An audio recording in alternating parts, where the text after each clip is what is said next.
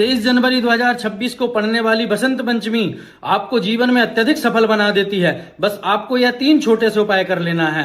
आपने भी सब कुछ पढ़ लिया, लेकिन अगर एग्जाम हॉल में जाते ही आप भी ब्लैंक हो जाते हैं, बहुत ज्यादा हिसाब मिलाने के बाद में देखते हैं कि टोटल आपका भी गड़बड़ निकलता है, तो यह आपकी कमजोरी नहीं बल्कि आपकी कुंडली में विद्यमान खराब बुध एवं खराब बृहस्पति के लक्षण है। आपको करना क्या है? सबसे पहला उपाय, आपको इस दिन केसर और चंदन को मिला करके चंदन और केसर से अपने मस्तक पर तिलक करना है, अपनी पेन पर, अपनी कॉपी पर और अपनी डायरी पर तिलक करना है। जैसा कि आपको बता दूं कि बुध चंदन का प्रतीक होता है और केसर बृहस्पति का प्रतीक होता है। यह केसर का तिलक आपको जीवन में अथाह ज्ञान, साथ ही साथ उस ज्ञान के साथ स्थिरता भी प्रदान करेगा। दूसरे नंबर पर आपको करना क्या है? माता सरस्वती के चित्र के सामने 7 संख्या में पीले फूल अवश्य अर्पण करने हैं। साथ ही साथ आपको तीसरे उपाय में करना क्या है कि आपको जहां पर भी आपका स्टडी टेबल है अथवा आपका वर्किंग प्लेस है, वहां पर जो भी आपका वर्किंग टेबल है उसके ऊपर से सारा कबाड़ अलग कर देना है। यह कबाड़ कहीं ना कहीं उस स्थान पर राहु को आकर्षित करता है और यह राहु आपकी बुद्धि को, विद्या को और आपके विवेक को पूरी तरह से भ्रष्ट कर देता है।